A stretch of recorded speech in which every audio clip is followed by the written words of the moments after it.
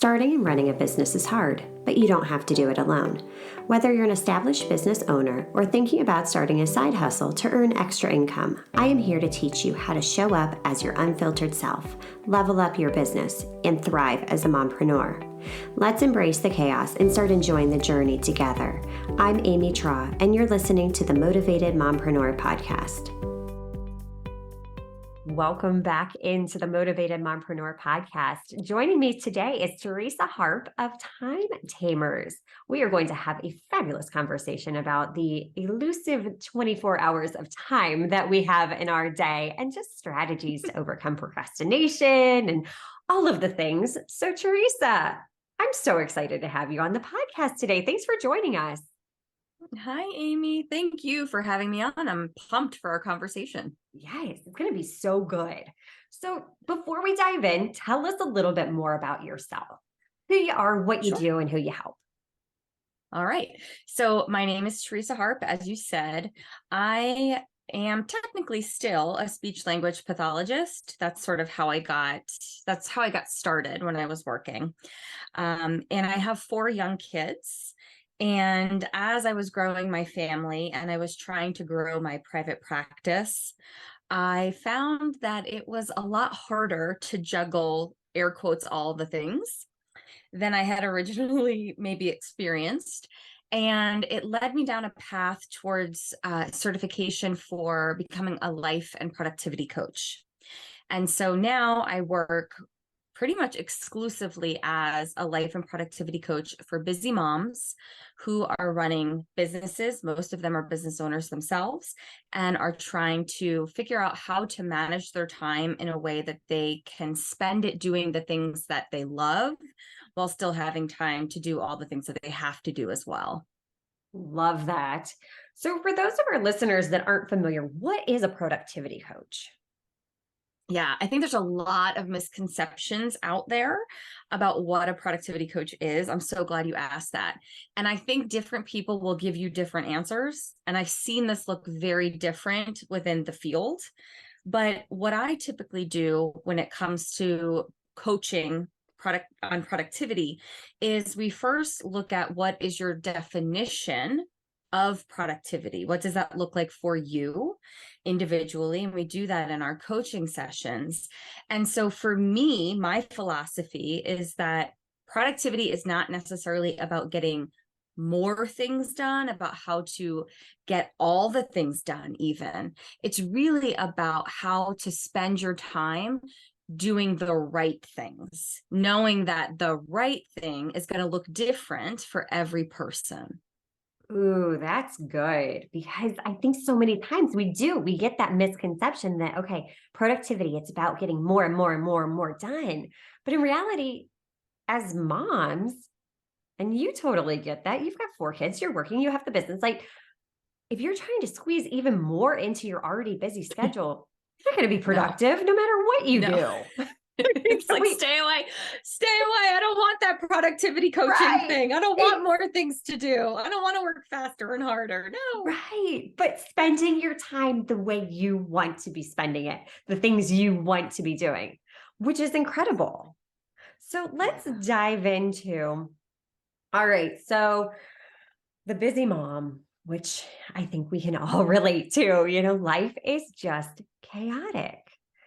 How do we get out of the habit of procrastination?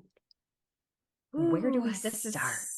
So good, Amy, especially this month in particular. Procrastination has been like top of mind for me because we're doing a challenge in my Facebook group on procrastination and tackling things that you have been procrastinating. And I've done a lot of episodes on my podcast about this. My husband always says, "You're always thinking about procrastination." And I'm like, well, it's just so fascinating to me because there's so many different ways that you can look at it.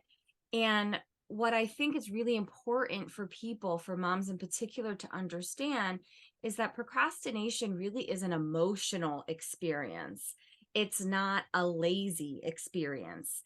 And so many of us seem to have this shame attached to procrastination. And we think, oh, I never did this thing. I haven't started that thing. And I keep putting this off. And they think that there's something wrong with them. They think that it's because they are lazy or because they haven't been motivated.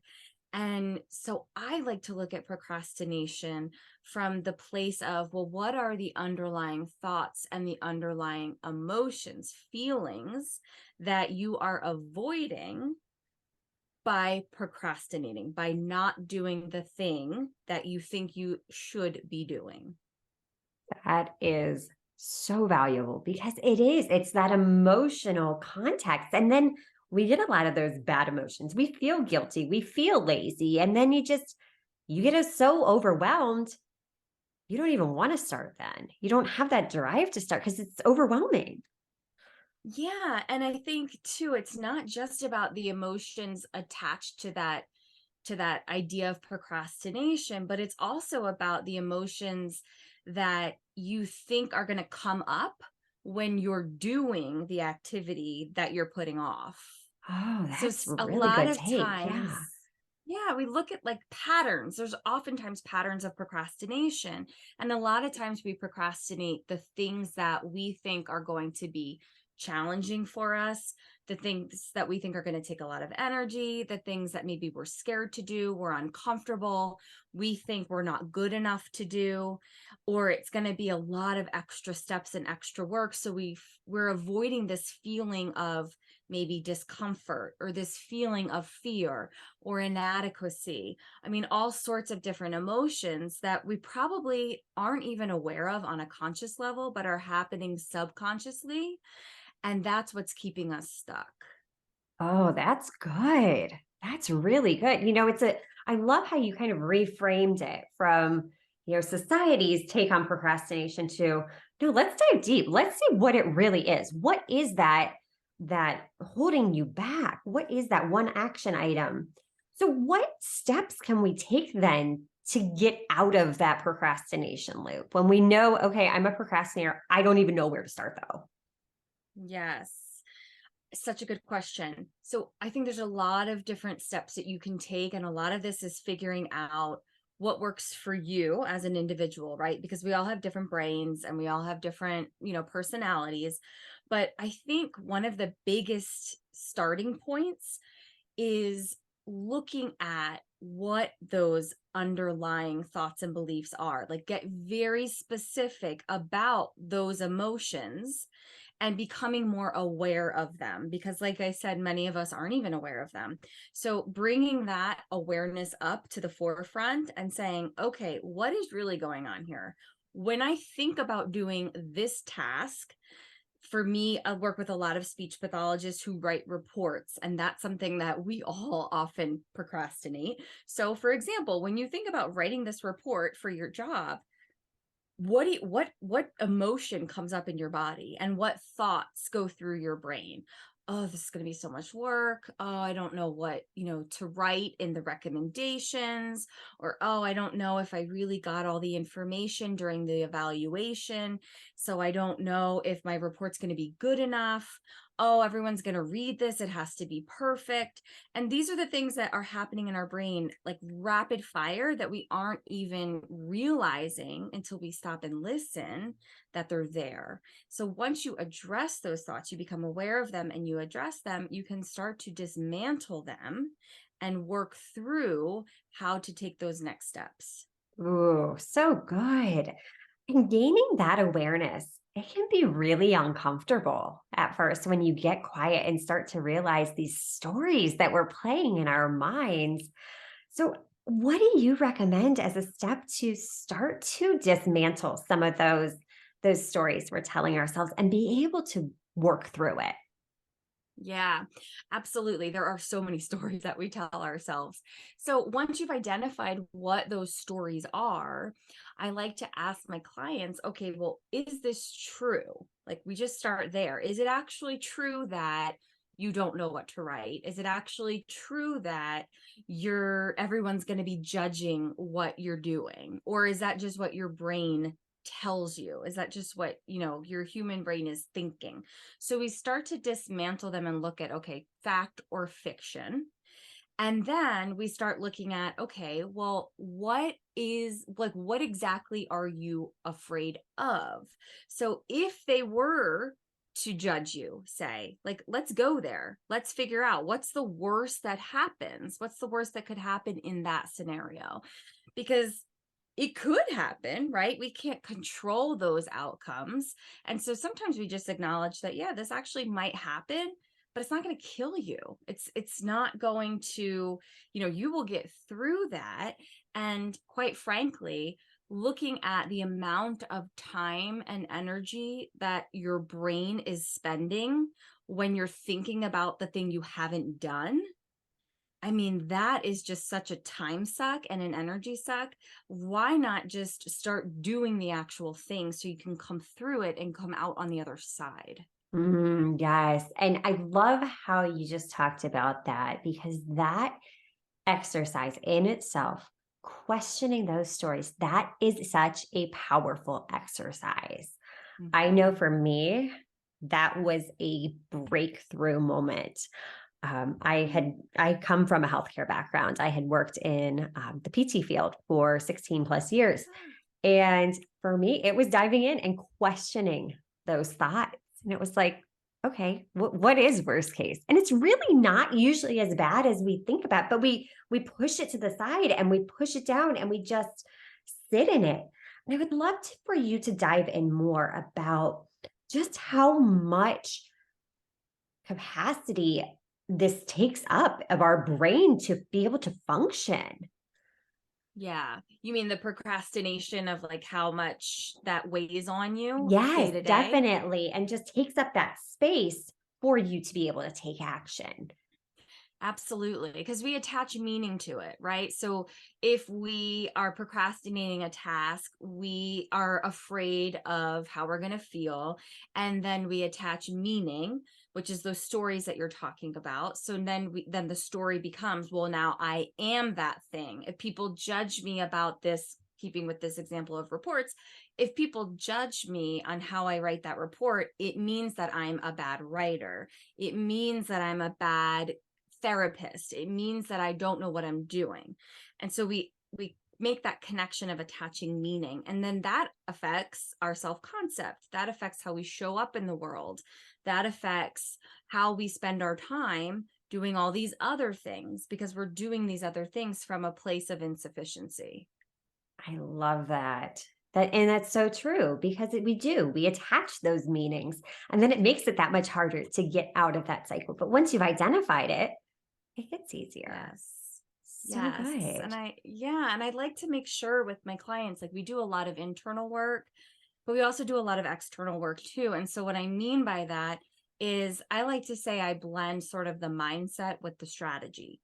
So we look at all this mindset, all of what we've talked about, but I know that moms are busy and I know they're on the go and they're like, okay, I need results. Like we can look at the thoughts and the beliefs, but I need action. Like I need to Yes. actually do this thing, right? That I'm procrastinating. So we look at the mindset, but we also say, okay, what are some tactical strategies that you can take to help you work through the thing that you're procrastinating? So, for example, maybe you set your timer, and when the timer goes off, that's either when you start the thing you were procrastinating, or maybe you start the thing you were procrastinating and set the timer and say, okay, I'm going to do it for 10 minutes. I'm going to do it for 15 minutes. So that's a tactical strategy that you can do that makes you feel like you're getting some momentum and helps you push through it. And there's all sorts of strategies that you can use. And I love talking about strategies, but I also make sure, I think it's so important that we're looking at the underlying mindset as well, because if you're doing one without the other, your success is going to be stunted. Oh, definitely. And I love too how you touched upon earlier finding a strategy, finding a tactic that works for you, because some people, we're not all wired the same. I mean, there's some people that do so well with time blocking. There's other women that's just even more of a stressor in their life. So it's all about learning those strategies and implementing what works for you. And I would love to get into a little bit more too. What are some tactical strategies we can use for time management when we're Yeah. just running on empty, trying to do all the things, what strategies can you recommend for our listeners? Yes. I love this one. Well, again, with the disclaimer, like you said, that everybody's different. We're all wired differently. So some of what I say might stick with people and then some might not. And that's okay. Take what works for you and leave the rest. But I like to make lists. I'm very big on making lists. So I will make a list of what I need to or want to do. But one thing that I do that's a little bit different is next to the list, I estimate ballpark how much time that task will take me or how much time I'm going to spend on that task. So if I have a really big project, I like to break it up into sub steps, the mini steps for that project. And then I would say, for example, all right, I know this big project, like I'm going to be working on this for a couple months, but when I make my to-do list with some of those sub steps, I'll say, all right, well, this sub step, I could start it today and spend maybe 45 minutes on it. It's not going to be done, but I'll know I have put 45 minutes into it today. And then I come back and the next day or whatever day, I'm adding that onto my list again. And maybe I'm budgeting a certain amount of time. It might be a little bit different.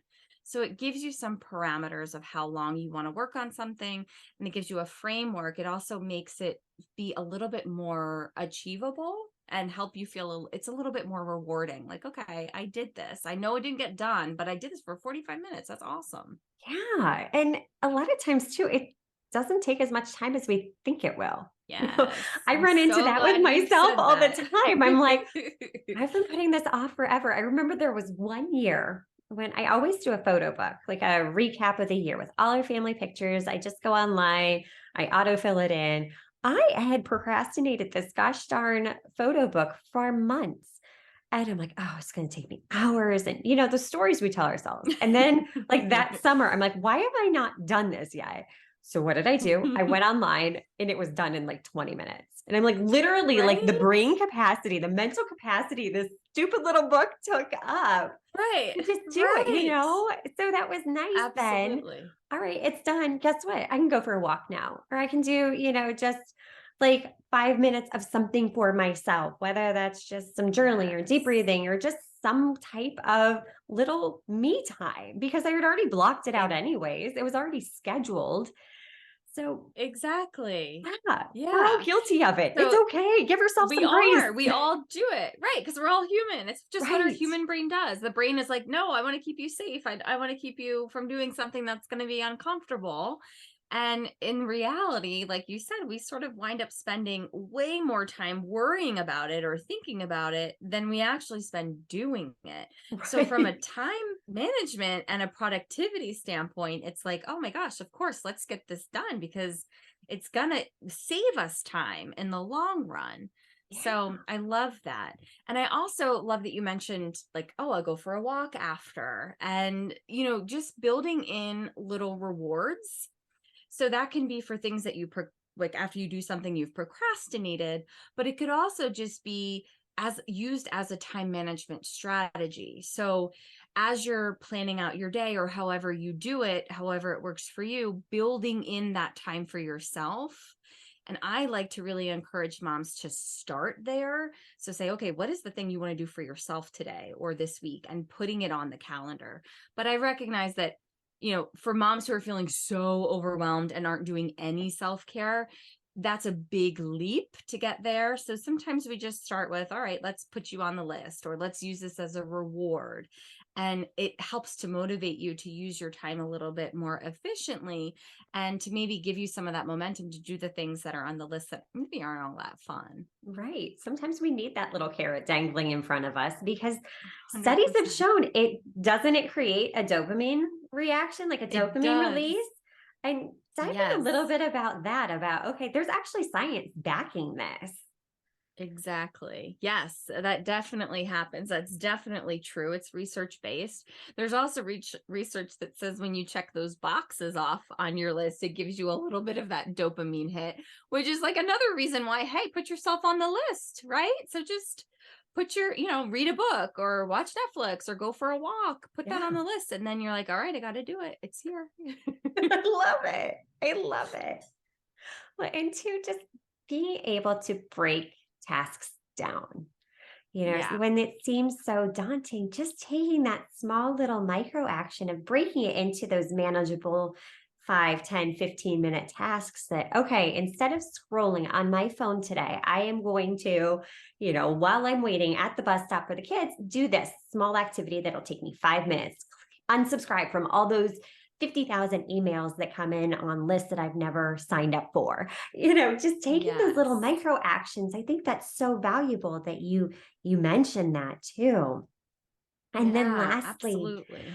delegation. Delegation is something Yes. we often as moms forget about and it can be hard at first to Hmm. delegate. That triggers in Hmm. itself some uncomfortable Hmm. thoughts and feelings.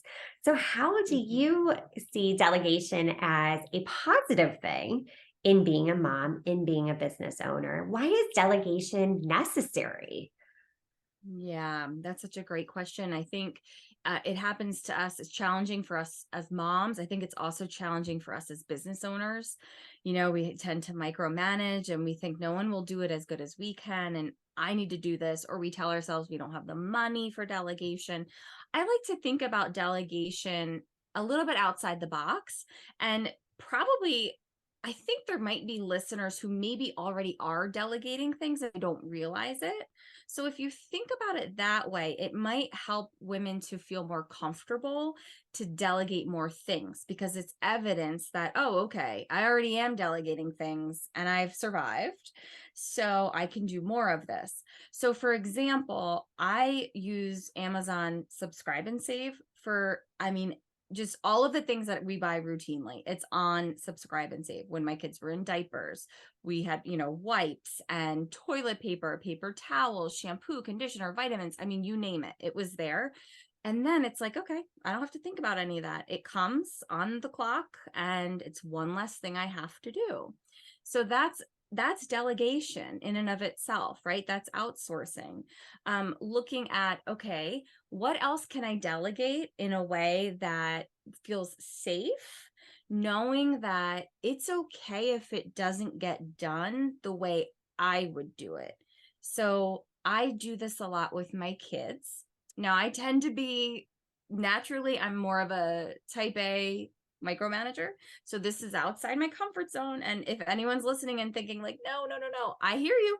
Like I feel that way too. Oh, me too. But what I realized was I could start delegating little things to the kids, put away the laundry, put the dishes in the dishwasher, picking up your toys. We like to think that that's the kids' job and they all do that, but let's be honest. We've all picked up the kids' toys. Absolutely. All of us, right? So starting to delegate those things, and realizing that what matters is that it gets done, and it's okay that it's not perfect. It's teaching them independence, right?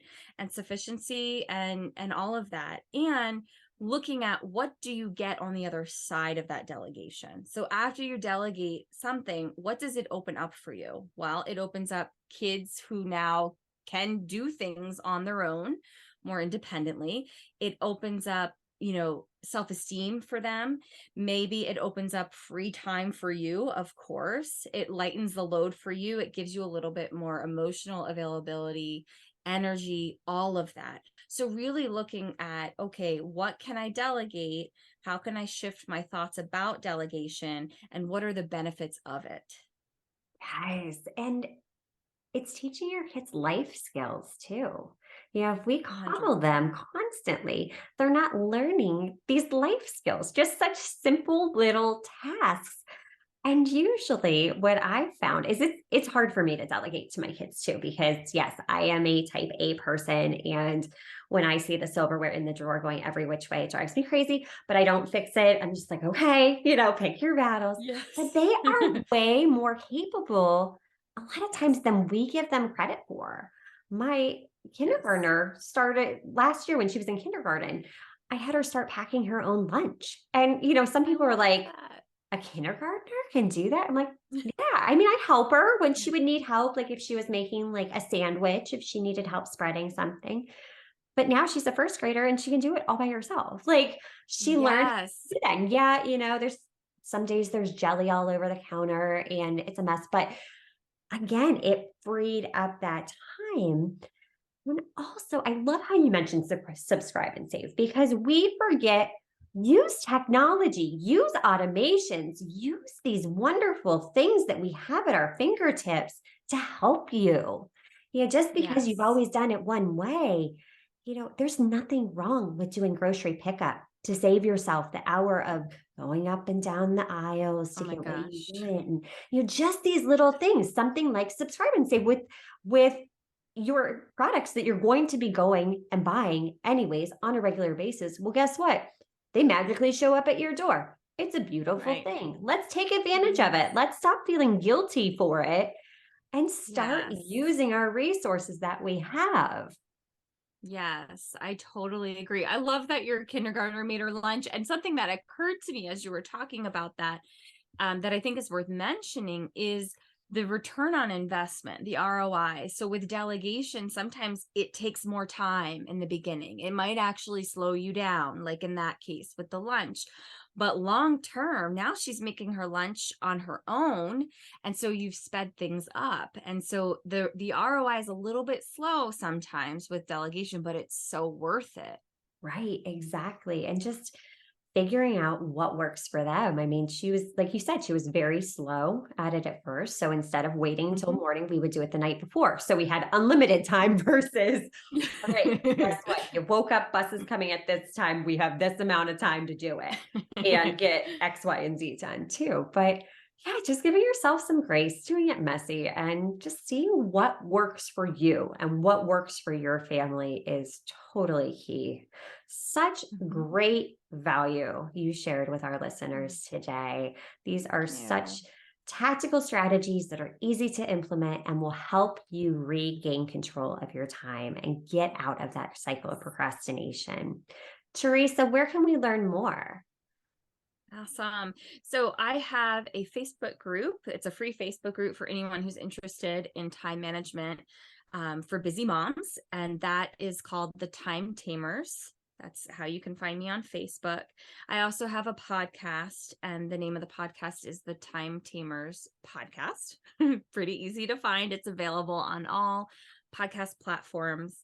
And I would also love to share with your listeners, if they, for anyone who is interested, I have a planning workbook that I created for those who are really interested and excited about goals and planning and really looking at 2023 and all that it can be. So I'm happy to give you that link so you can share it with your listeners. Perfect. So definitely check in the show notes for all of the links. Check out those amazing resources, the Time Tamers podcast. Such valuable information, Teresa. Thank you again for taking time out of your busy schedule to share with our community. Amy, thank you for having me on. This was fun. It was. Until next time, stop dreaming and start taking messy action. You've got this. Are you loving what you're hearing? Do us a favor and hit that subscribe button so you don't miss an episode.